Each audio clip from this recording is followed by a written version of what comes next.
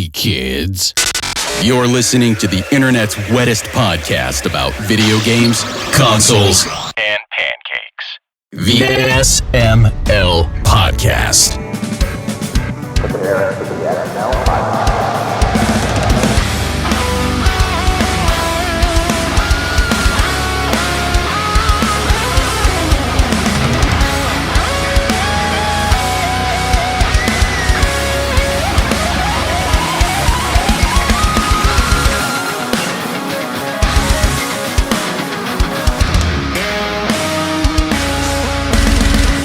What's up, everybody? This is the SML Podcast. I am your host, Joe. It is a kind of party cast tonight. Pernell's here and Andy's here. How are you two doing? Okay. Yay. Good. what Andy said. I'm what Andy said. Yay. It's like when you go to a concert and it's like, how you doing? And everybody's like, yeah. Moo! It's like that. Does everyone feel the night? And they just clap. That's not answering the question. You're just You guys clapping. having a good time? Woo! It's adequate. Yeah. I always scream yes. Tonight is tolerable. I'm having a good time, just in case you were wondering. Yes, I too. I'm doing all right. And it's like, yeah, I'm good for that. Yeah, how are you, man? I'm doing a lot better than I was a few days ago. People who listen to the last episode will know that our cat Piddles had a cancerous tumor on her mammary, and a cancerous mammary tumor. We got her surgery. They got it out. She's back home. She's recovering. She's got a gnarly incision where they opened her up, but we just got to keep an eye on that, and it seems like she's good to go. So I feel a hell of a lot better than I did over the weekend. Yeah, man, that's scary, dude. She's our oldest. Everyone's like, oh yeah, she'll be fine. She'll be fine. Like, older cats don't perform as well under anesthesia. So I was really worried that like something would happen during the operation. So Fortunately, that did not happen. She's home. She's recovering, and she's wearing a onesie. Nice. Cats are expensive, though. Holy shit. You don't have to tell me. That's why I don't own one.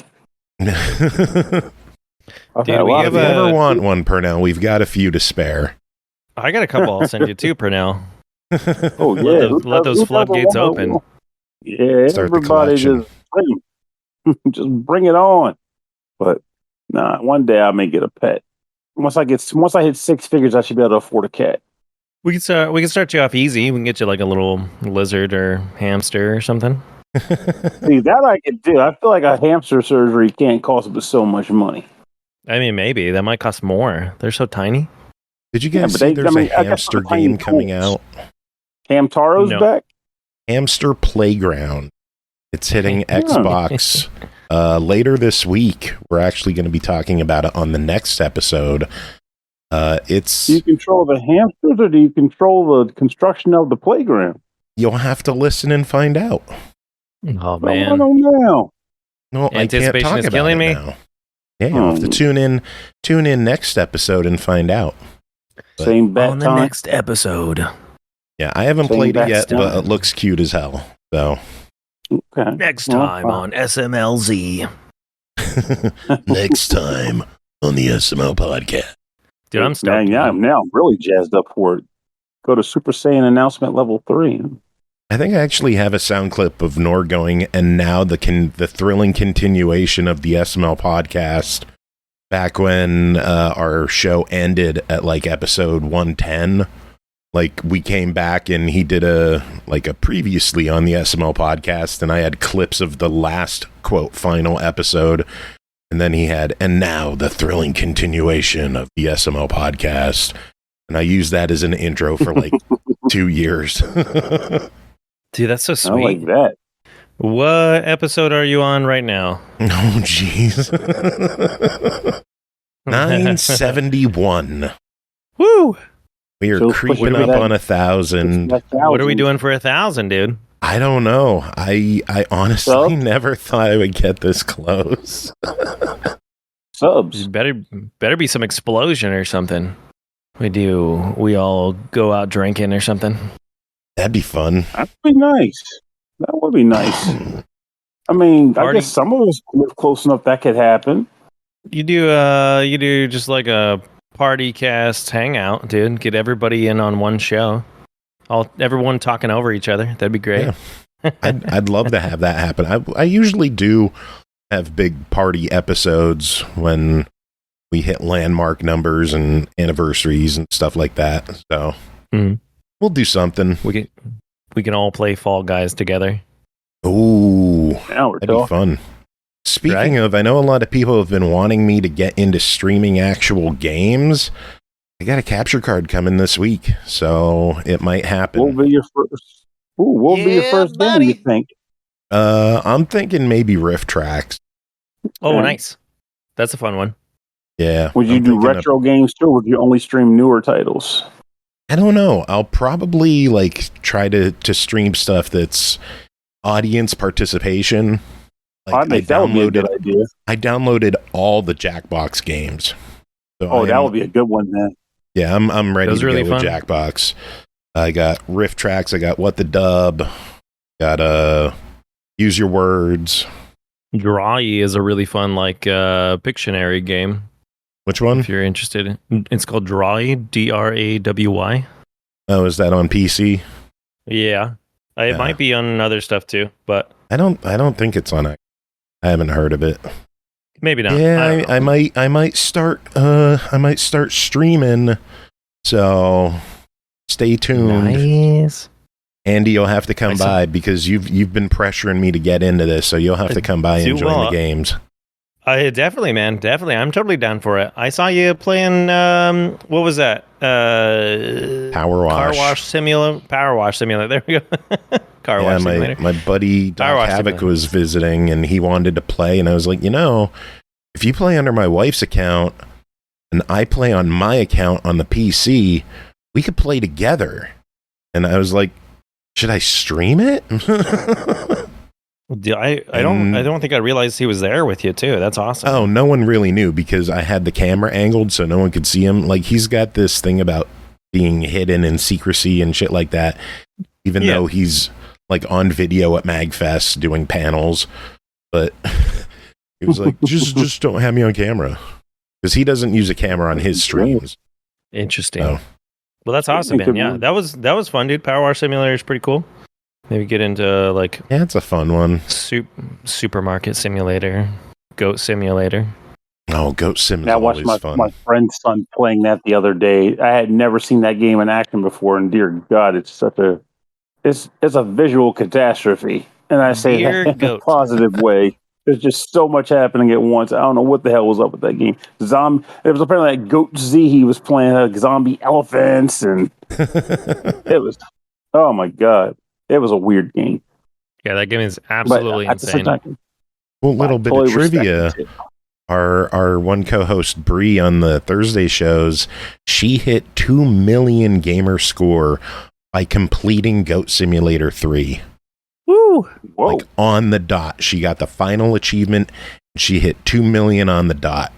Holy cow. Yeah. That's amazing to think of dedication. 2 million. That's crazy, man. Yeah. I've been on Xbox since the 360, and I got 87,000. She's up there too. I think she's ranked. I think last time I checked was 146 out of everyone on Xbox. Yeah, which was, that was months ago too. Yeah. I just cracked 1 million. So she's probably much higher. That'd be kind of interesting too. I got my 1 mil. The 1 mil, dude. Congrats, man. That's insane. I have maybe 1,000. Yeah, probably 1,000 for me. I have 14 gamer score. That's it. Actually, dude, I'm considering. Right. I don't know if I have any achievements unlocked on it yet, but I have a gamer tag for the SML podcast, so no one else could take it. I should just get one achievement worth 1 gamer score and then nothing else ever on that account. I was about to say beat Bullet Witch on the hardest difficulty, but unfortunately, you'd get other achievements before getting that one. So could just start Double Dragon Neon, and you get 1 gamer score. Oh, yeah. Is it just for pressing start? Yeah. That is such a damn good game. Like, you started it, now you have to finish it. No way, man. Dude, it's like... That was beautiful. Like Pringles, dude. Pop that 1 gamer score, dude, and turn it off forever. Stop. One don't stop. You can't stop. I do love Pringles, man. Pringles, though. How do I remember that jingle? I remember back in the day when their whole claim, their selling point was there's no grease on these chips. And I cannot recall the last time I heard them promote that. I mean, they have like 4,000 flavors now. So some of them get greasy. That's true. They get real greasy.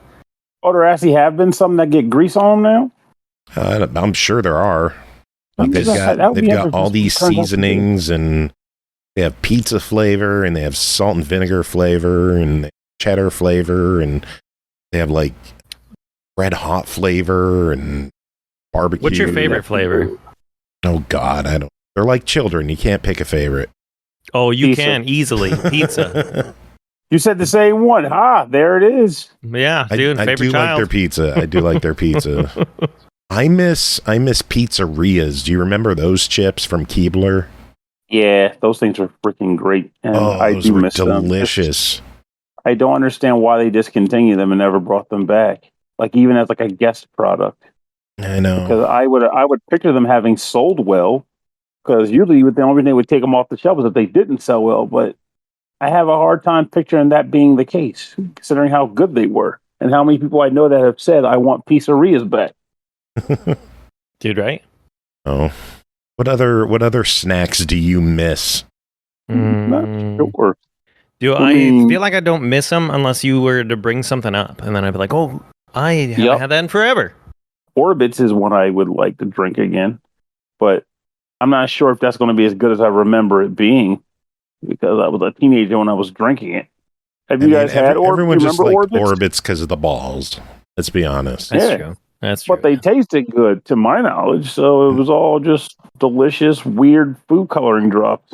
And the best part is we have a sound clip for that. Just eating the balls. Oh, well, there it is. I thought it was going to be something pointy. Like, I love Orbits beverages. I love Orbits brand beverages. Like, who the hell said that? Just eat the balls. I really like those. Do you remember the crispy M&Ms they used to have? Oh, those are good. I didn't know they stopped selling them. I think they only sell them, but I don't know if they might only sell them like overseas. But they have blue packaging, right? Yeah. But I think they have like pretzel M&Ms now. So they also have caramel M&Ms. Those are good. Caramel's pretty good too. Yeah. A snack that no one but me remembers, so I kind of feel like this might be a fever dream at this point. But there was something called Half Pops. I think they were Orville Redenbacher Half Pops. And it was basically just half-popped popcorn kernels. I remember that stuff. Oh my God, they were amazing. You would buy them in like a little tin, and they were like butter-flavored, and you would just crunch on them. Oh, man. That just sounds like a dentist appointment waiting to happen. Fuck yeah, man. It was good, though. He's like, I know. It was like a lean That's toward, why I have dentures. what are those, like corn pops or whatever, right? Yeah, dude. Those were so good. They were crunchy. Now you got me seriously trying to remember something, and I'm struggling. What are the other ones? Like, it was like towards like corn chips or something like that? Corn chips? Yeah. That was like a dentist appointment waiting to happen. I think I did like crack a tooth on those 1 or 2 times. Actually, there's a snack I'm surprised you're not eating then, if you missed that type of snack. Corn nuts. Something I used to hate as a kid, but now I love them as an adult. I've never had them. How about you? Dude, I love corn. Corn chips are great. Or corn nuts are great. Yes. And I think that's what I was thinking of, not corn chips, corn nuts. Corn chips is what my great-grandma called her toenail clippings. Oh, God. Thank you, Duck Duck News, for hanging out. Oh, boy. Duck Duck is great. You should get him on. He's got a great beard, too. Shows all about the beards. Pernell, you need to grow one back. I don't have the capacity to have a beard worth a damn, which is why I stopped growing it. That's the sad reality of it all. My hair doesn't grow in thick enough to be like, hey, I got a beard. It's more like you have patchwork fuzz. And who's got time for that, huh? I have the problem where I have like the bushiness, but I don't have any length. Like it just grows like a few inches and then stops. No, that would be a problem. Yeah, I want it to grow all the way down to my belly. I want the big, massive Gandalf beard, but it won't grow. It just stays this length forever. But at the same time, you just gotta make it work with what you got. You know, make it sing. Yeah, dude. Who's got the biggest beard on the SML podcast? Beard. I thought it would have been Joe. Oh, you got a beard? What about the other guys? Chris doesn't have a beard, does he? Chris just has a trimmed beard. Jacob, I don't know if he's sporting a beard right now or not. When he does, it's not a huge bushy one. Brooke, Bree, and Aki are women, so they don't really grow. So their beards are massive. Yeah. Yeah. What about Mega Beardo? I just like thinking Mega Beardo has to have a beard, right? Man, we're gonna have to play Mega Beardo on this show, aren't we? Yes, you are. Mega Beardo. We know the music for the episode. Mega Beardo coming up right now. No. Nice. In your face, without a trace. But man, I do. Trust me when I tell you, I do wish I could grow a beard, like a decent one worth growing, because I did enjoy having a decent set of facial hair during the time where I thought I was actually growing it in. So, no, I bet you look great with a beard. I don't know what anybody looks like besides Joe. So, really? Yeah. I don't think I've seen anybody's face. Well, I know what Bree looks like, and Brooke. I'll have to invite you to my madness and send you a Facebook invitation or something. Yeah, dude, we'll hang out. That works for me. Yeah, because I mean, my face is. I mean, anybody knows me, they know what my face looks like because I don't hide it. Dude, I bet you got a great face, man. Oh, I can just picture it. I bet you have a fantastic face. Thank you. It's got all kinds of aged marks on it that shows that I've lived a life. Heck yeah, I ain't ashamed of them. That's what I'm talking about. Like I've heard people get upset about that. I'm like, why bother? I mean, that's your face. You earned those marks. Right? I mean, don't get me wrong. I'm not saying I got like an indentation face or my face isn't indented or anything. But, I mean, I have my grays and my wrinkles and whatever. And I'm fine with those things. I'm fine with every one of them. Duck News. Sperry should take a page out of your book and hide his. Who? Got me, dude. Don't hide it. Show it. Flaunt it. Own your face. Duck loves my face. He's all about it. Oh, man. So, is there anything else anyone wanted to chat about tonight, or should we dive into the small handful of reviews that we've got tonight? I'm good for reviews. It's weird to say like I don't have a ton going on, so let's go. Yeah, it's gonna be a quick one tonight, especially if Chris doesn't make it. His internet is down, maybe he'll lessen it. So not sure if he'll be dropping by or not. But what game was he doing? He was gonna do Parasol Stars, the story of Bobble 3. I missed that game so much. Bobble is great. It was a good one. Fun fact: that was the game that sold me on the Turbo Graphics from Nick Arcade. Really? Yeah, they used to always have it on Nick Arcade. The kids were terrible at it, and I wanted the game. Oh man, the kids sucked at everything on Nick Arcade. They did, but I had never played Parasol Stars because I didn't own a Turbo Graphics. There was a family friend that had one, but that friend didn't have Parasol Stars. So I begged my mom for it on my birthday one year. She hooked me up with a Turbo Graphics and a copy of Parasol Stars. Damn. So that was my jam. Oh, my mom was amazing. I loved my mother so much. So, but yeah, things like that are why she'll never leave my heart because I have so many stories like that where it's like, hey, enjoy. And that's why I'm in the video games and not selling drugs. I think the last time you were talking about her, you brought up how she bought like Super Mario 3 for you or something. Yeah, it was on a whim. Mm-hmm. I'm not sure if she heard me ranting and raving about it or if it came up at work, but ultimately she realized I wanted it. And my brother wanted it too, because back then he and I actually played some of the same games. And she decided to surprise us with the game on release, like or within like the release week or so. She got a copy of it and hid it under the seat with all these groceries and was like, "Oh, could you go out to the car? You forgot one of the bags." After we loaded in all the groceries, and there it was sitting under the passenger seat. And it ran inside the house, flipping out, boy. Kids come down. The kids in the neighborhood were coming to our house to play it because everybody wanted to play Mario 3, but nobody in our area could afford it. Right. My mom strung some money together and managed to grab a copy of it. And I look so fondly back on that day. It's also largely why I still feel like Mario 3 is one of my favorites. Oh, she was great. Absolutely great. So I remember getting Mario 3 from my grandmother. She got me Mario 3 and Paperboy for Christmas the one year. Ooh. How much did you play Paperboy? Not nearly as much as... The thing is, we had like a little buffet restaurant that had a stand-up Paperboy arcade machine, so we loved Paperboy. And getting the home console version was awesome for us. Yeah, it was. NES version, they did a lot with that game, considering the limitations on it. And it was fun. It played great. I still thought it was a good time.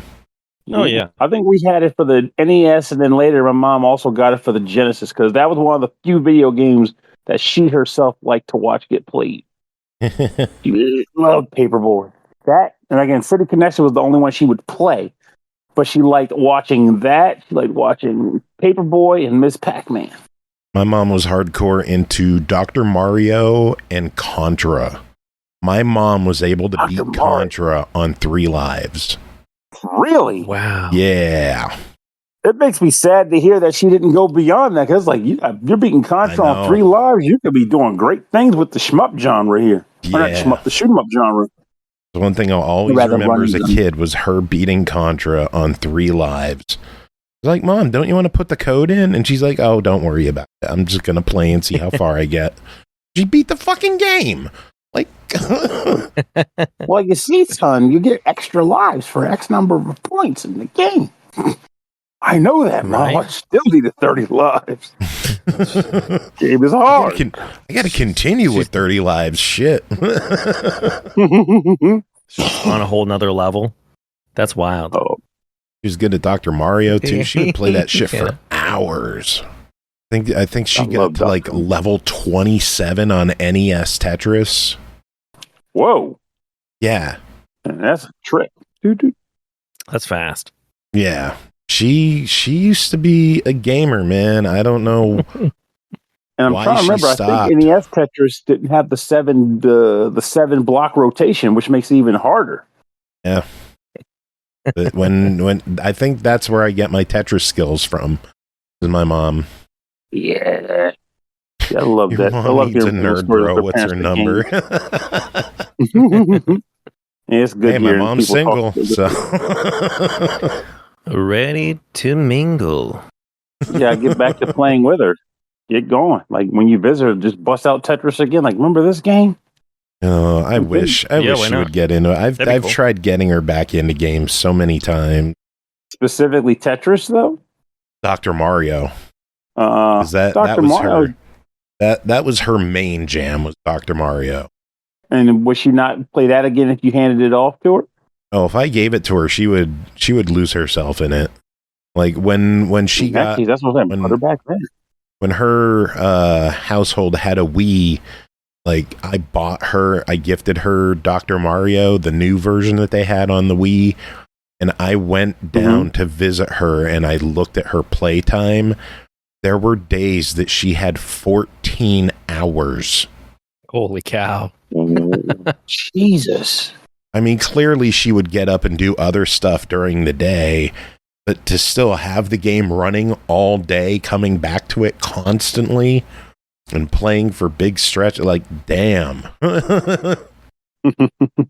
Get her on some Elden Ring or something. I don't know if she could handle like modern gaming. I think that might be past her time, but if I could get her some good retro collections, I'm sure she'd be down for it.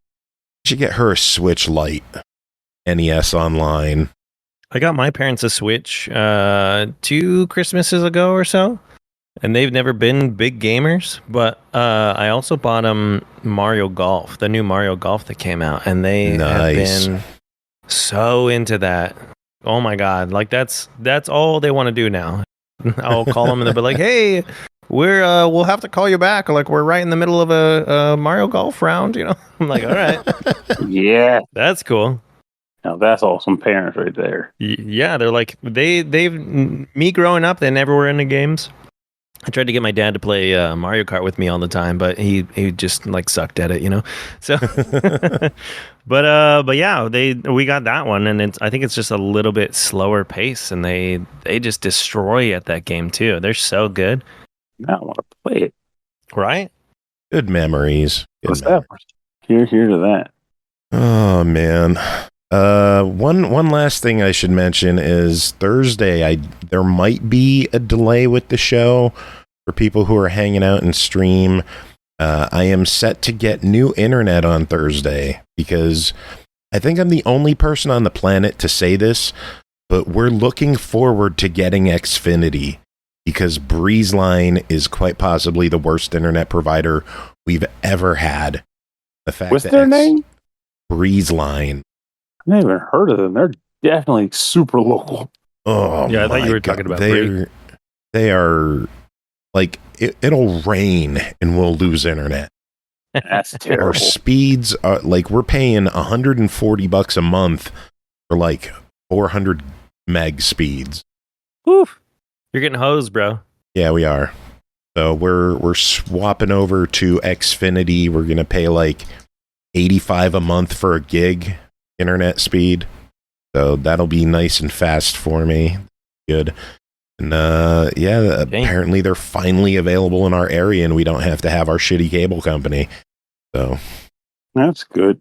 You know, that's awesome. Hopefully it treats you well, because having reliable internet is a beautiful thing. Yeah, it's important. They're putting in that like fiber cable in our area hopefully soon. Ooh. That's what I'm trying to switch to next, dude. That shit. Fiber is where the action is. Well, when I moved into this house, I was able to get it, and I've never gone back. Yeah, well, yeah.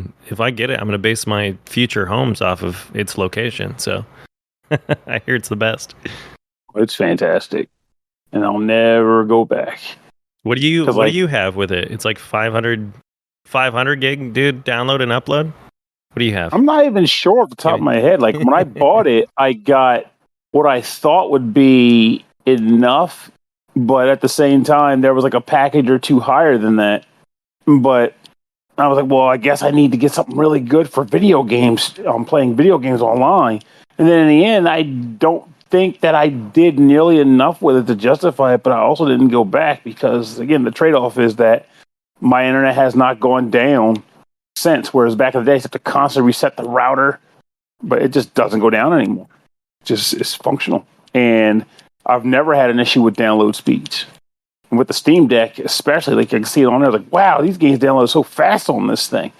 I'm getting my money's worth as far as I'm concerned. How fast is it download? What's like an average game time download? Let me think here. I can get most of my regular games. Keep in mind, I do a lot of indie games. Some of my games might run about 10, 20 gigs or something from time, depending. Sure. I can say I can get it in about 5 minutes, 10 minutes at the most. They'll just fly by. I'll just let the thing sit there. I might be playing a game while it's doing it, and it'll just happen. It's very reliable, very, very good. And I don't even. I mean, I think I pay. I could probably Google it based on the amount of money I pay and tell you, but I pay about $80 a month for the internet. That's great. And it's also my excuse for dropping cable, which saves me that money too, because I don't pay for cable anymore. Screw that. Switch to YouTube TV. I didn't know YouTube had TV, but that sounds like it'd be more viable than cable.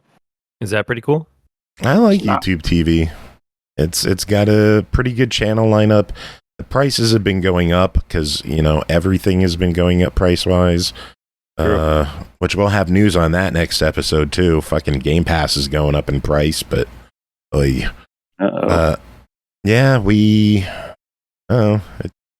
Game Pass going up to? Ultimate is going up to $20 a month. Oof. Yeah. What about just now regular? Going up to basic. The standard core is staying 10 a month, but the yearly is going from 60 to 75. And then they're dropping their current standard plan or just Game Pass. They're dropping that. They're introducing Game Pass Standard. Fall into the abyss of my gaping We're getting butthole. rated. Dopey, welcome in, Raiders. How's Yo. everyone doing? We're chit-chatting about a bunch of stuff. Welcome in, Raiders. Yeah, welcome in, everyone. I love that Streamlabs will play that sound effect perfectly, but it won't play the bits or sub sound effects. But the gaping butthole line gets through perfectly. We get that one. What were we talking about? I don't even remember. Game Internet, Pass dude. cost increases. Oh, Game Pass. Also, both. I guess telling both of the things. Oh yeah, Game Pass going up. The standard is going to get rid of day one launches, so you're going to need Ultimate at $20 a month to get the Call of Duty day one, and have to be an Ultimate. What's the member delay $20 for a you month. not having it? Does it say? No, it just says that some titles may be added eventually. It may be added eventually. Yeah, depends on the Oh, game. yeah, you might get it. Pay more. That's so I ridiculous. mean, I will give them this though. I will give them this. You get if you play games regularly, you get a lot for Game Pass. Way more than you're paying for. So, in You its own do, right, but it started as a $10 program, and now it's a $20 program for the top tier. oh yeah. I mean, yeah, you get a but I mean, lot even for with it, that but it still hurts. Oh, I'm not going to deny the hurt, but it's one of those things where, when you start to look at things to cut when price increases happen, I feel like Game Pass for folks who will skip a $60 day one launch title or $70 day one launch title to play it on Game Pass.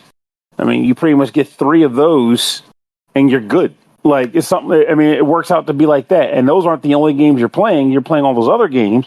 So the price increase blows because, of course, it freaking does. No one wants to pay more. Yeah. But if I were to sit there and price it out, I think I'm still getting my money's worth here, so I'm not going to stress it. The way I still look at it is, let's say I want to buy Call of Duty. That's going to be a $70 game. Or I could buy 3 months of Game Pass. So I get Call of Duty, 400 other games for 3 months. And after those 3 months, I'm sure there's going to be another game coming out that I could either drop $70 on, or I could buy another 3 months of Game Pass. So I look at it that way. As long as they keep having the content, it's worth it. But keep in mind, you say that too, which don't get me wrong, that's a good way to look at it. But you also got to remember, I'm sure that in your case especially, that Call of Duty likely won't be the only game you play in those 3 months. Yeah, exactly. But there's going to be people who do subscribe and only play Call of Duty. There's going to be players out there who do that. But I'll be honest, those people, it's not worth the money then, because if that's the only game you play, I mean, pay your $70 up front and then have it for the year. I mean more that there's going to be people who pay $20 for a month, play the campaign, and only play the one game. Yeah. Play the campaign and then not worry about the multiplayer. That's what I would do with Call of Duty. I've never been big into the multiplayer because I suck at it, but I enjoy the campaigns here and there. So I would play the campaign and move on. Yeah. I mean, it feels like it is worth it. I mean, someone like me, it's not, but that's because between review games and the fact that I still, for whatever reason, continue to buy games on my own accord, I never have time for the use of the Game Pass account. Yeah. Summer sales, man, they're fucking killing us. Yeah, but that's now I have Steam though. That's the problem. So many games I want to do. Steam blew all of them out. I used to be that way with the Switch. Remember, it's oh man, these Switch sales. And now I'm like, what's on Steam? Because that's all I'm paying attention to anymore when it comes to sales. Every once in a while, I guess I'll divert in the event that a game doesn't play very well on the Steam Deck, but it'll play well on one of the more modern consoles or the more ramped up consoles. That makes sense then. The sales I've been looking forward to are the Xbox 360 sales they've been doing. They've had 2 of them already, and there's going to be a 3rd one later this month of games that are not backward compatible. So they're only on the 360. And they're like $1 a game, $1.50, $2. Some of the more expensive ones are like $8. Oof. And there's like 150 games on sale right now. There's going to be one more batch, and then at the end of this month, the 360 storefront shuts down for good. Oh, Jesus. Yeah. So if there's any Talk digital about the end of an 360 era. stuff you want, time to get it. That's why those sales are the big thing right now. I've dropped a lot of money on those sales. Part of me questions what was out there I even still would want to get at this point, especially because it gets harder and harder to go back to play old stuff when we're constantly still playing new stuff. Yeah. But with that said, also I just own a lot of games from the actual era. So I'm like, what am I missing? It's just But I now will it's say at the this, point though. where it's either now or never. It's either get it now and maybe eventually you get don't. to it, or I'll never get the chance to get it. I will say I feel like a lot of the games that I would have had that vibe for are already going, like the games that were from Xbox Live. Xbox Live Arcade was the overall program, but what was the Indie games? the program they have for the indie games? Did it have a special name, or was it just indie game? Xbox Live indie games. Yeah, well, Heard that was one, really that was good. where I think it's fantastic. That was to me was people can hate or love Xbox all they want, but they can't, in my opinion, you can't deny the fact that that program is what got indies on home consoles flat out. Like before that thing was happening, games kind of trickled out from that sector, and now we have tons to choose from all the time. Yeah. It's so, It's great. and there's a lot of games that we don't even that they took away early on. They did Archido games. I used to love those little things. Oh, those were good. Yeah. So like I do miss stuff like that. Speaking of games, should we get to I heard a bleep. I think that was Chris. Hi. Hey, Whoa. Chris is here. Welcome in, Chris. How's it going? Going all right. The internet shit the bed again today. Yeah. The ISP specifically. I mean, it wasn't anything to do with my my stuff. Just the one game in town that we had to pay for internet was not able to provide internet. Yeah, that's what we were talking about a few minutes ago. Believe it or not, we haven't started reviews yet. Wow. Yeah, we were just talking about getting started on them, and you joined in. So, Nice. and now we're going to talk some more because you're here. Yeah, so many snack and internet conversations we've had. Wow. Yeah, we've I miss so much. It's been great. It's been great. It's been a plethora of topics. Wow. Smorgasbord of variety. It's been a day. Dang. That sounds like I miss a lot. That also sounds like my game because it's like got so much food in it. Nice. But yeah, should we get into reviews? Because we do have 4 games to talk about tonight. Yeah, Let's let's do dive it. into them. Let's do it. All right, first game to talk about tonight is called Blood, or hashtag Blood, whatever you want to go with that. Hashtag blood. Hashtag Blood. Developed by Exit 73 Studios, published by Humble Games, released June 18th on Xbox One, Series X and S, Switch, PS4, PS5, and PC for $24.99. Save your friends, fight off the vampire apocalypse, and survive the horrors of freshman field hockey practice in hashtag Blood, a delightfully zany animated dungeon crawler that blurs the line between action RPGs and hyperkinetic 90s cartoons. Andy, tell us about your time with hashtag Blood. Ooh, hashtag blood, dude. Maybe we can get that trending. Well, so if you're a fan of 90s era Cartoon Network cartoons like Johnny Bravo, Powerpuff Girls, Dexter's Lab, those kind of things, you'll immediately be drawn in by Exit 73's art style and gameplay themes in hashtag Blood. The story revolves around little Becky Brewster, who appears to be the long-lost pink Powerpuff Girl. After moving to the town of Carpentersville, she looks just like a Powerpuff Girl. Carpentersville with her father. Becky does what every teenage transplant does, tries to navigate high school, her new social life, and field hockey practice. Following the discovery of what she thinks is her mother's old cookbook, her life turns upside down as she is thrown into a mix of vampire slaying, learning that she comes from a long line of vampire hunters. Kind of like Powerpuff Girls meets Buffy the Vampire Slayer. That old cookbook later serves as both a bestiary and spell book with a few recipes thrown in there for good measure. It's actually a grimoire that she discovers too. But in the game, there are recipes that you can find from people, and I thought about trying out a couple of recipes because there's a few I've never heard of before, and they sound ridiculous. Like legit full-on recipes? There is a legit recipe for apple pie. There is some weird ones. There's like normal recipe, like the apple pie one is probably like the most in depth, but it actually sounds really good.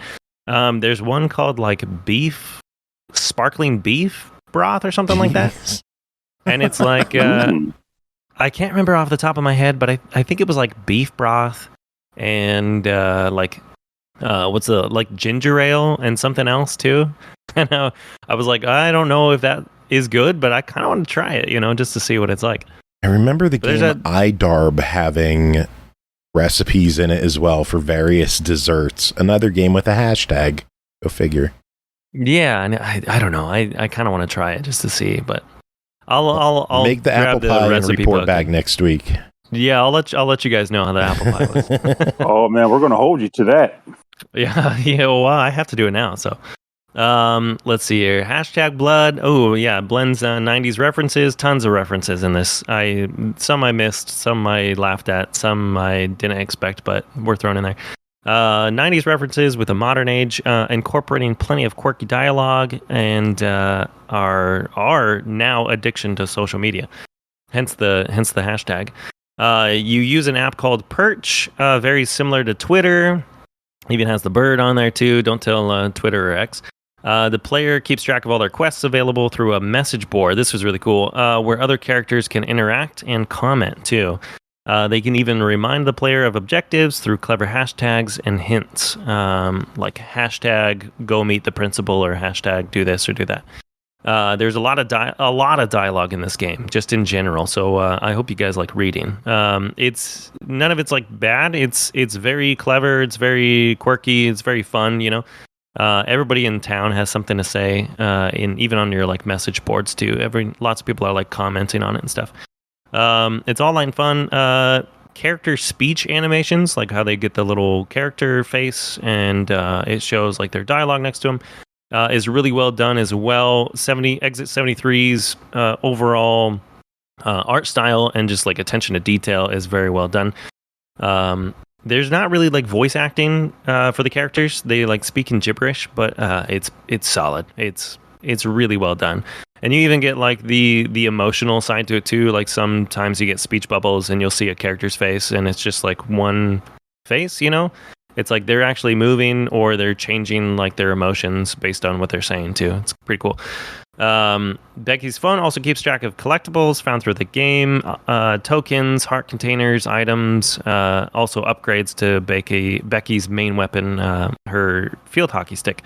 Gameplay is pretty simply summarized as like a classic top-down 2D Zelda. So it's like an action adventure, but it's set in like an American town with 90s Cartoon Network vibes, I know that's kind of a lot, but that works. I mean, like that alone should like kind of get you to want to play it too. It's really good. You navigate through Carpentersville. You complete quests for the town's inhabitants. Collect items. You solve little puzzles for your newfound friends and family. Ultimately, your main goal is to fight vampires and thwart the plans of a rising evil empire, though. The story is pretty fun. It's also presented in the form of like episodes, so it's got like little nice cutscenes to break things up. If you guys remember Cartoon Network, Powerpuff Girls, for example, the episode starts, it goes through the intro. And then it'll be like the name of the episode, like kind of come up on one blank screen, And so like does that. Sort of like dash by. Yeah. And you like they like see that, and then it's like whatever it is, and then it'll go to kind of like a little cutscene too. So that was pretty cool, pretty clever, Keeps that kind of like Saturday morning cartoon aesthetic. So in the game, you like do stuff like experience the first day of school, or like attend a Halloween dance, or even like skip school to go to the mall. And it's all like kind of based around different themes. Different episodes, they kind of present themselves and like open up new areas to be explored. So like you can't explore the mall before like the mall quote unquote episode, to say. Blood's version of dungeon crawling is also done very well and takes like a very urban approach with like some false walls still that you would find in like any dungeon crawler, but they're in basements or like sewer systems, you know, and you're like crawling through the school, you know, like the school attic or like an underground area like in the mall or something like that, you know, kind of thing, which I thought was pretty clever too. Enemies are designed well, and they all have kind of like their own strategy to defeat them.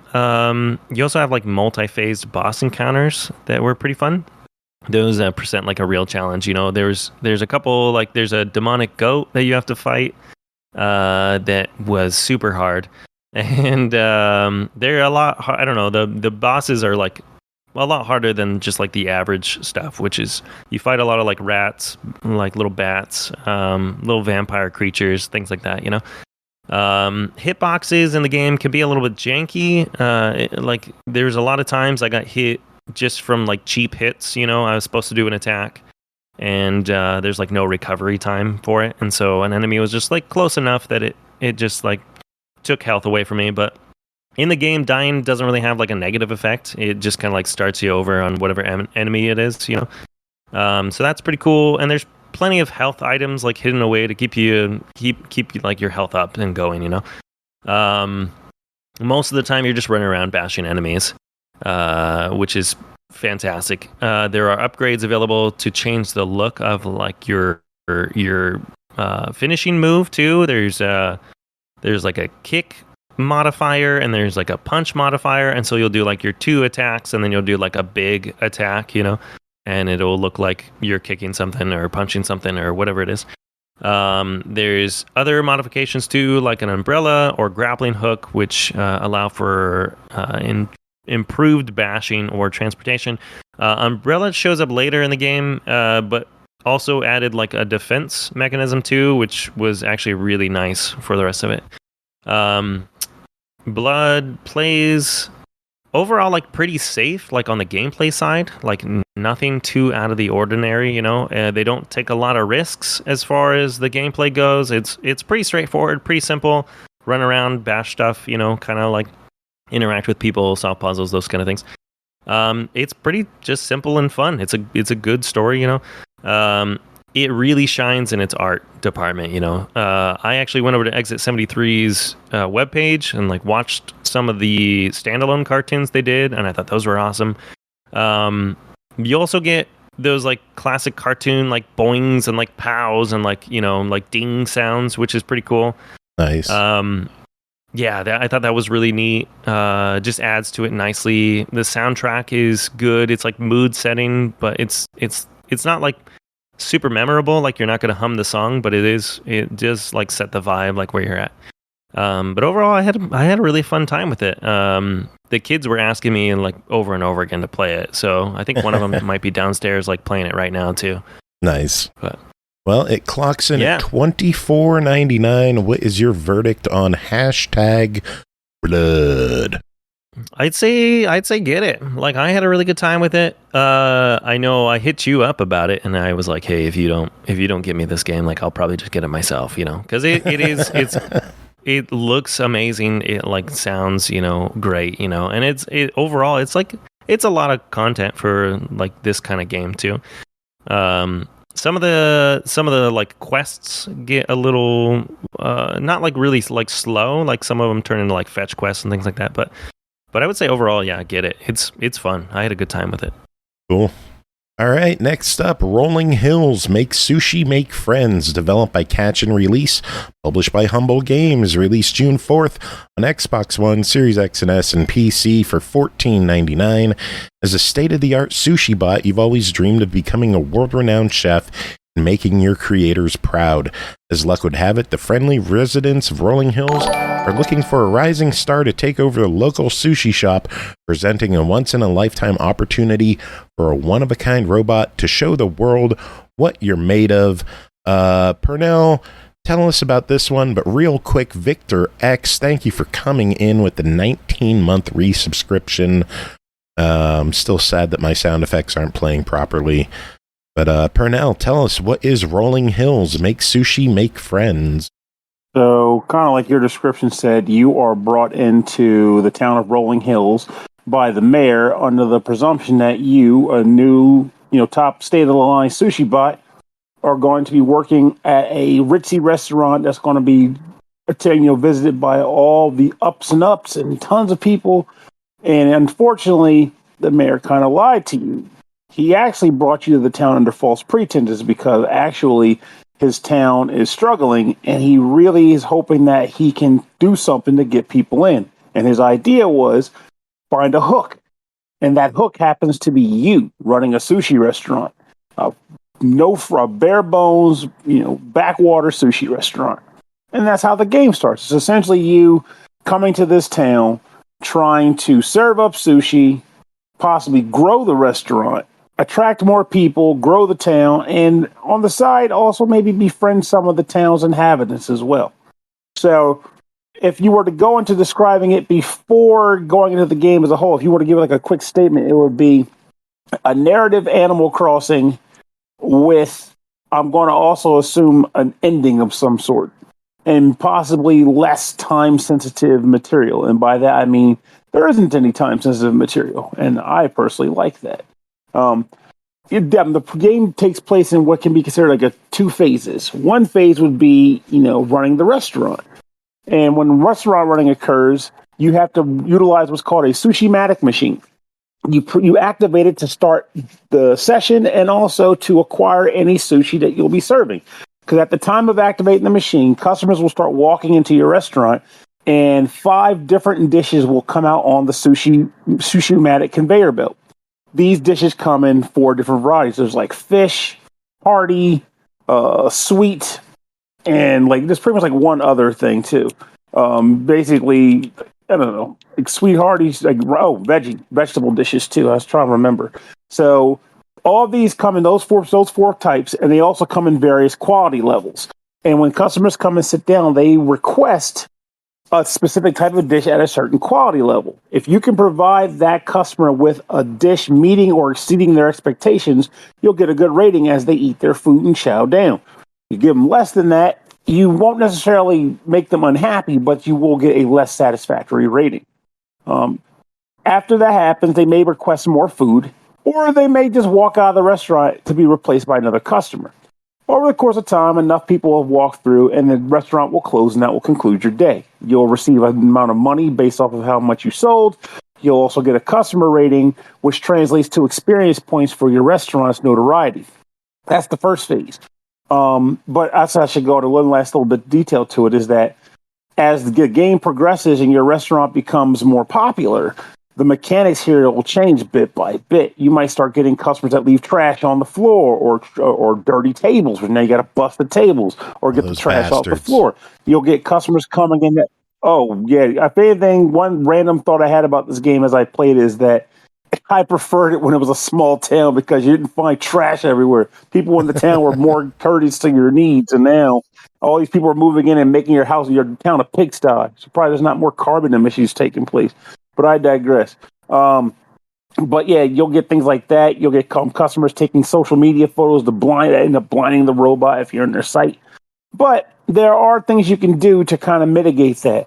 There's a few things that unlock as you progress through the game, which I won't spoil. But the base thing you can do to help with this is one of 2 things. And they both happen on the second phase of the game, which is exploring the town. You can take your newfound cha-ching and visit one of the 4 primary establishments that exist in the village. There is the cafe, which you can utilize to buy drinks and desserts and other such victuals to entice residents that you've come to know in the town to come have a conversation with you. if you get them the right certain types of food, their experience points, or rather the level of their relationship will increase, eventually gaining you various perks. Think sort of like Persona and its basically this like social link system. And these perks will all affect different aspects of your life in town. There is a ingredient store, essentially a supermarket, where you can go and purchase different ingredients that you can use on your foods. Like the ingredients might say something like, we'll give 15 experience to a hearty recipe, or we'll give 10 experience to a fish recipe. And when you activate it, you'll be able to use it on any foods you have, or any recipes you have that fall within that classification. To give it experience points. Why would you want to level up your recipes? Well, simple, because most recipes come with a trait, such as maybe making it take longer for a customer to eat it when you serve it to them, therefore buying you time to serve other customers. You might get something that ultimately costs more. It results in the dish costing extra money, meaning that people give you more money when they order it, or rather when they grab it from you. So you'll want to do that. And eventually when you get to the max level of the dish, its quality level will go up one beyond where it was when you first got it, which is important to serve more and more demanding customers. Outside of that area, you can also go to a furniture store. Furniture stores where you go to purchase, like various items that you can put in your store via decoration. And each of these things also brings its own perk. There might be things that will make it so that customers are more patient, or again, will give you more money when they come in. They make it so that your Sushi-matic machine charges faster so you can get new trays out sooner and sooner, and so on and so forth.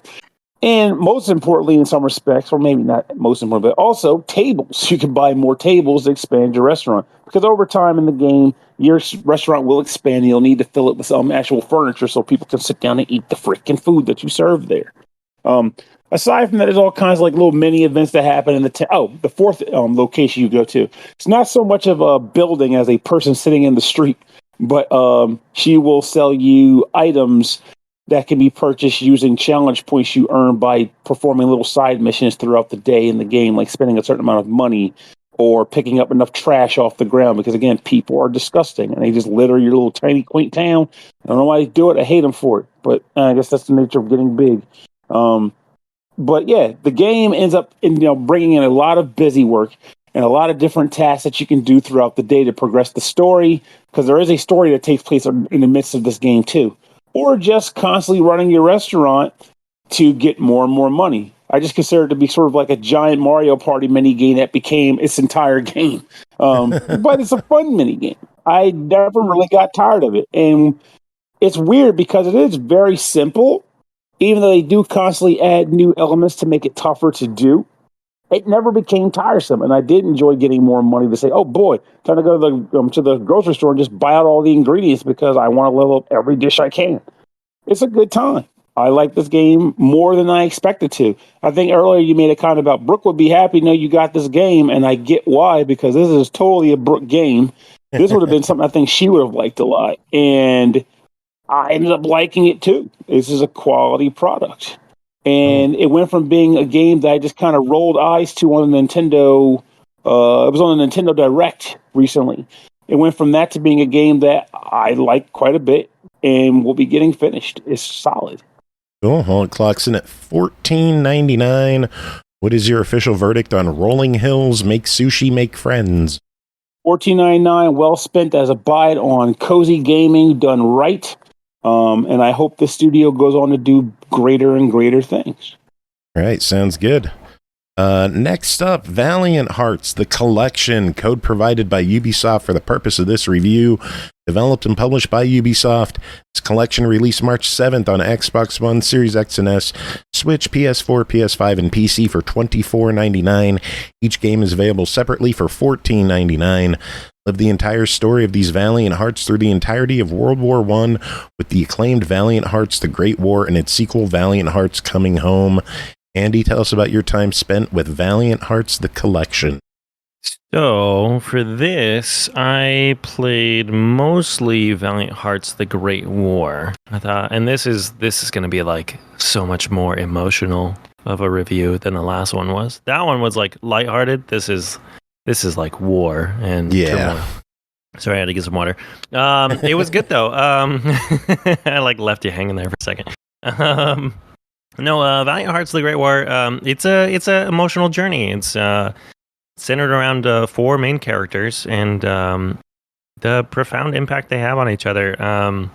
They're grappling with personal struggles. Within like a backdrop of like World War I, turmoil, sadness, death. Insert sad reference here. The game begins with Carl, a German citizen living in France. So this is Valiant Hearts: The Great War.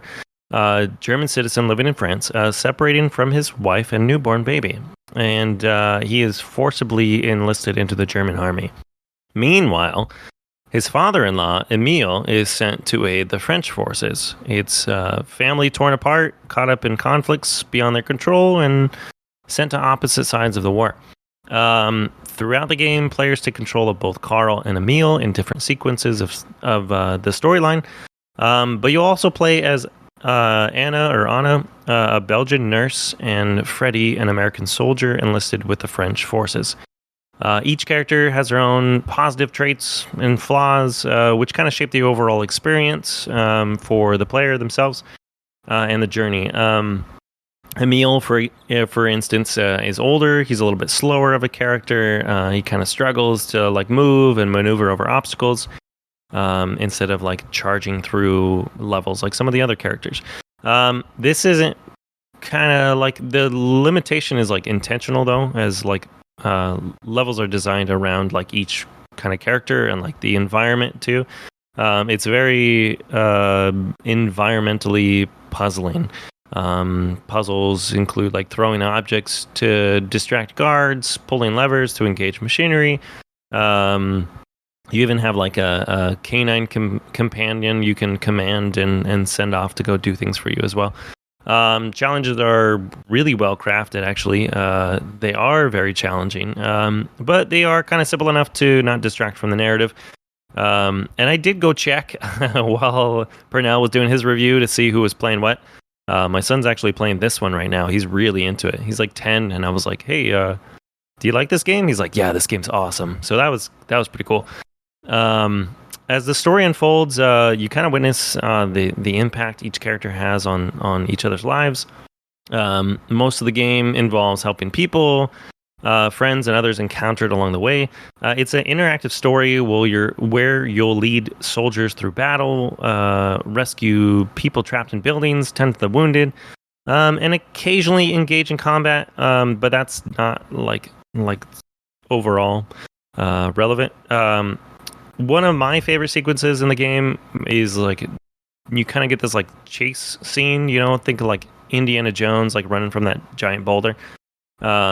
This time you're like in a car. One of my favorite ones was playing as Anna, and you fix a car, and then you kind of go through this like thrilling chase sequence through the streets. It's all set to music, and you have to like avoid cars and other obstacles along the way too. It was really well done.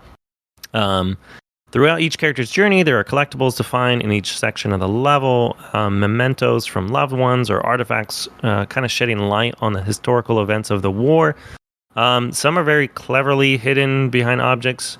They kind of shine when you get close to them, and they add some depth to the game without really like distracting from the main story.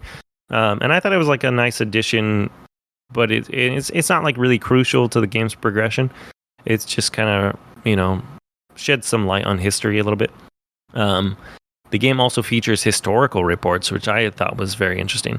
And then real life pictures that are accessible from the main menu.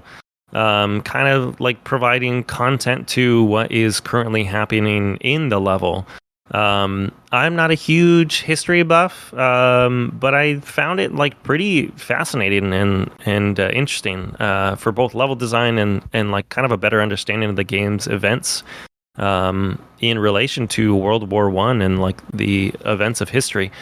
For example, like I learned about like Zeppelins, and then I kind of learned about like how they weren't super great, like they're giant, explosions.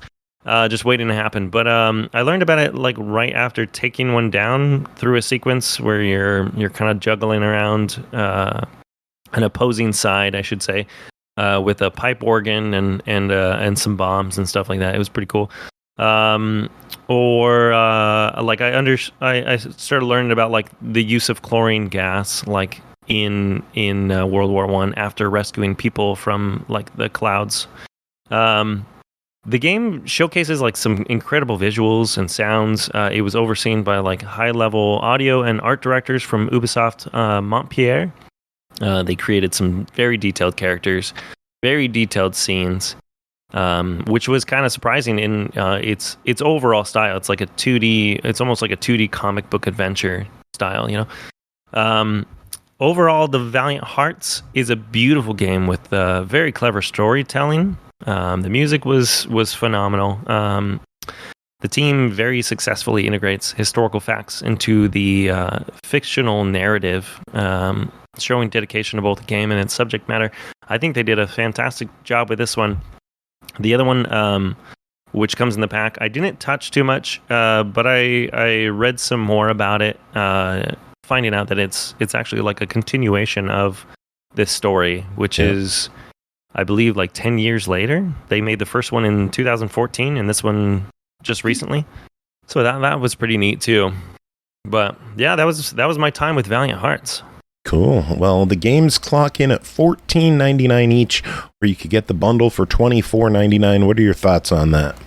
I can really only speak for Valiant Hearts: The Great War, and I thought they did a fantastic job with it. I would definitely buy that for $14.99. I think it's actually it might be on sale right now too, on the Steam sale. Possibly. It is currently on sale for $374. Holy hell! Like. Yeah, so good price. Yeah, I mean, that's a great price. Yeah, I would have bought it at $15. I would definitely buy this at $374 for sure. And I think the bundle is less than one of the games, combined. Yeah, I would get it. Very cool. It's a very emotional journey. Yeah, if you like that kind of stuff, I'd go for it. All right. Well, we've got one final game to talk about tonight. That is Parasol Stars, the story of Bobble 3, developed by TAITO, published by ININ Games, released July 11th on Xbox One, Series X and S, Switch, PS4, PS5 for $9.99. This critically acclaimed TAITO classic, available on modern consoles for the first time, the now transformed Bubby and Bobby embark on a mission to save their neighboring planets. At this time, instead of blowing bubbles, our favorite duo swing colorful parasols filled with magical powers. Use parasols as a shield against enemy projectiles, or to stun, pick up, and throw foes as projectiles themselves. Chris, tell us about your time with Parasol Stars, the story of Bobble 3. Okay, well, yeah, so this is, I really like that description. Instead of blowing bubbles, now they're swinging parasols. Like, wow. Beat your ass with an umbrella. Yeah, exactly. No, that is what goes on. So first, there's some things to clarify about this game that might not be super clear. Okay, so it's Parasol Stars, the story of Bobble 3, right? So we all know Bobble. That's a classic that goes all the way back. Certainly an impactful game in my own life. But you play as two dinosaurs who are transformed to dinosaurs from humans, and have to blow bubbles to make it through 99 levels. And they get turned back into human. I think if you have two players that kind of help you complete the game. But yeah, they actually came out with two other Bobble games starring dinosaurs. One was Bubble Memories, which got released in the US as Bobble 2. And then they came out with Bubble Symphony, which also is called The Story of Bobble 3. This is neither of those games. Yeah, so there's like a split continuum here. There's like an alternate universe telling of the Bobble story. I guess if at the end they they don't turn back from dinosaurs, then they play through Bubble Memories and Bubble Symphony, the story of Bubble Bobble 3. So they're dinosaurs in those. And I guess they continue on throughout the entire, what do they call it? Bust-A-Move series. Because, Bust-A-Move also has the dinosaur versions of Bub and Bob in them. But in the real, apparently, canonical timeline, wherein they get turned back into chubby little boys instead of chubby little dinosaurs, then Rainbow Islands is the next game where you do platforming with rainbows that is like you do. And then Parasol Stars is the third game in that series. Now, to make things even more confusing, Bubble Bobble and Rainbow Islands were both arcade games. Parasol Stars may seem like an arcade game, but it is not. It was originally developed for the TurboGrafx PC Engine. So I think it got a limited US release as that, but it mainly stayed in Japan. Even though the game is fully in English, this is just the kind of rudeness that has happened our entire lives. Pernell, weren't you saying you got this? Yeah, I think. Yeah, Working Design. That you had Parasol Stars on TG16. Yeah, I had it on TurboGrafx. Nice. Oh, okay. So that confirms that. Yeah, because Working Designs did a batch of it, right? But anyway. Yeah, it was Working Designs. Cool. Back when they were new and unheard of. Right. They didn't cram it full of Clinton references and increased difficulty or anything like that. You gotta admit, there'd be something to see them try to put Clinton references in Bubble Pie Parasol Stars, though.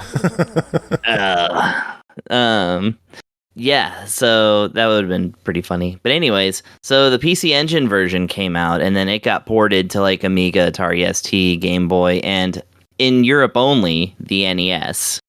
So this game exists in Europe and Japan on the Famicom and NES, irrespectively. But so we didn't get this one on the NES, I don't think. Anyways, they apparently, they never made an arcade version of this. So this is not an arcade version. It is a console game that was the sequel to several arcade games. So, okay, now we got that out of the way. So this is a game, again, where you do, like in the rest of them, basically go level by level, playing as Bubby or Bobby, which I guess they're just Bub and Bob as humans. I don't know. Anyways. And yeah, you basically swing a parasol around. Now you can you push there's a jump and an attack button essentially, and the attack button basically does everything with your parasol. So you can not only hit enemies with it, you can then, once they're stunned, pick them up and fling them into other enemies. This creates a kind of chain reaction of rewards in the form of delicious sweets that appear all over the stage. Any Bubble Bobble fan will recognize this move. And this game introduces some larger enemies that can only be defeated if you knock something else into them. So there's a little bit more strategy involved. It's not simply clearing the screen of one-hit enemies. You may have a big old honking piano in the middle of the stage that has to be defeated, or in the next world, a tree. There's different worlds, and they each have themed enemies, which is very cool. Like the first world's like the music world, so you got little saxophones coming after you, and different things like that, and you can fling them into big pianos and stuff. And then the boss is a marching band bass drum kind of thing. And that says "kick me" on the drum for some reason. I mean, it's a pun for kicking a drum. But anyways, and then the forest level with the trees and foresty critters and stuff like that.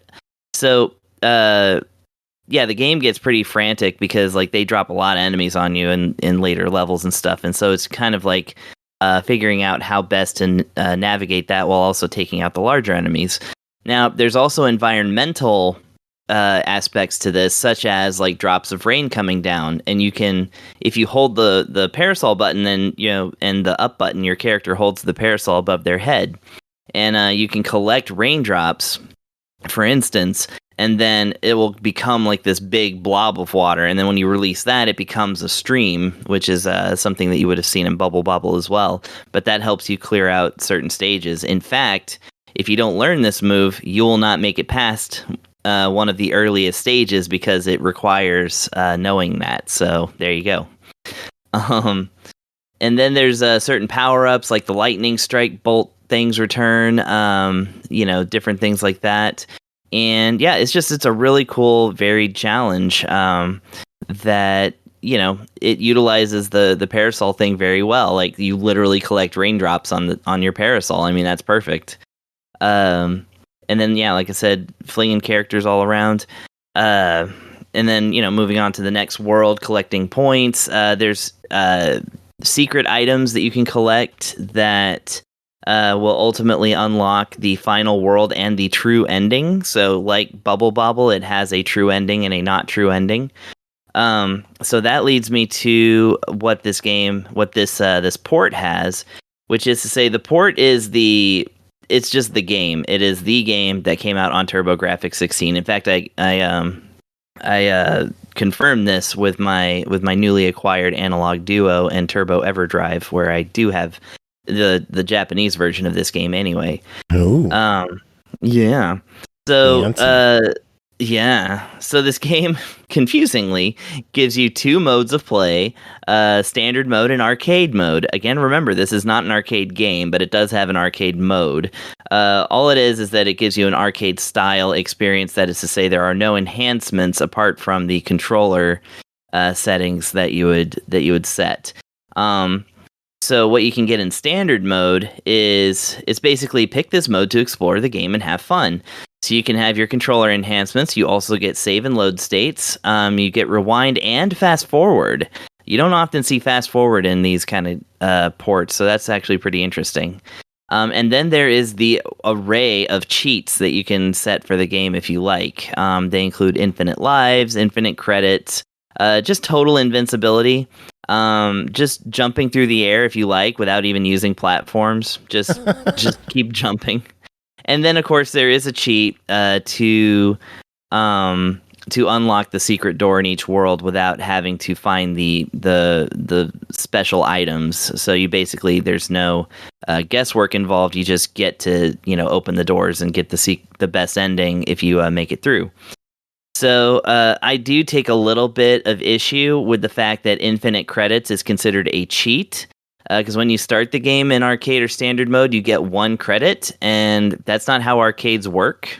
But again, this is a home console game, so it makes sense. I'm just saying, if this were an arcade game, we need rich kid strats. But anyway, you do get rich kid strats as a cheat, and that's there for you. That's really it. I mean, it's got a couple of other things, CRT shaders. Exactly one background unless you're playing the screen filling version. And yeah, that's pretty much it. I mean, I didn't really mess with the shaders that much. One of the shaders, though, I will say, is Arcade Glow, so you can pretend it's an arcade game. So that's there for you.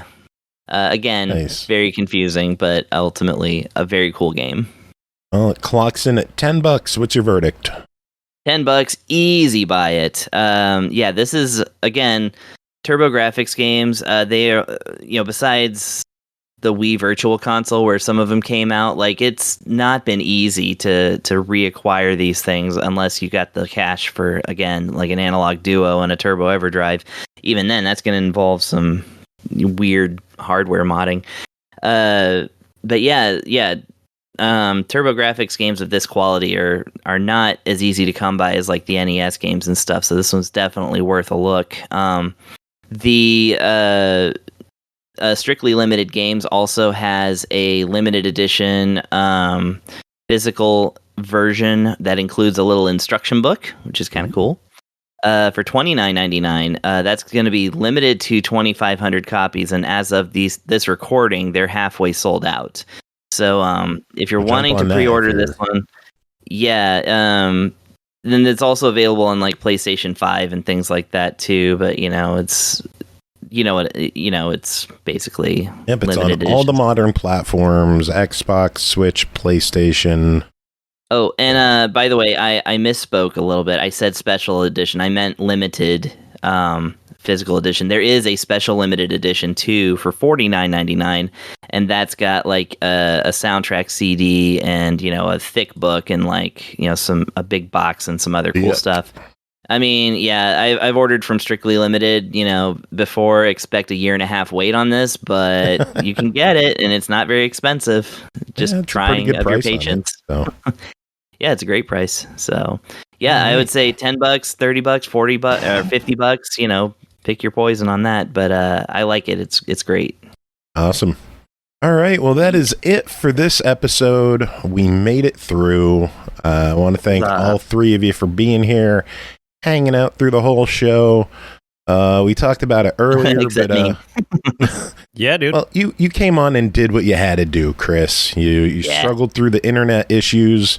I was held back. I won't have on Thursday, but we'll find out. It's funny that we talked about internet providers on this episode. I'm amazed at how much we just chatted. Speaking of internet, I did get an answer to Andy's question earlier in the episode. Based on the Steam Deck downloading V-Rising, I was capping at 150 megabits per second. Nice. That's not bad. That's great. That's pretty good for, I'm guessing that's Wi-Fi. Yeah, I'm on Wi-Fi. Yeah, it's pretty good. Yeah. Nice. I need to know plug-in speeds, bro. Apparently, when hardwired. I can't recall the last time I hardwired something on that thing. I really need to look into that again. It's been a while. Everything's wireless in my house. So, apparently, when we move, getting a tower, and if I do, that'll be it. Apparently, when we move next month, we are going to be in a Google Fiber area. So, we're really hoping. Lucky. Yeah, really hoping I can get that going, and then it's good. We'll definitely do everything. We were talking about that earlier. Yeah, that's the dream. That is. Mm-hmm. I was actually saying earlier that I'm going to base my house choice based on fiber. Yeah. I mean, you got to. I mean, it's smart. In this day and age, you need good internet. But we also need good music, and we're going to wrap up the show because we talked about beards a lot with Mega Beardo. We're going to play something off of his Legend of Zelda album, which has gent music from Legend of Zelda. It's good stuff. It is heavy stuff, and we are going to rock out. Andy, you don't get to hang out at the very end of the show much, so we're going to give you final words on this episode. Do you have any final words to end the show? Grow your beard even if you're a lady.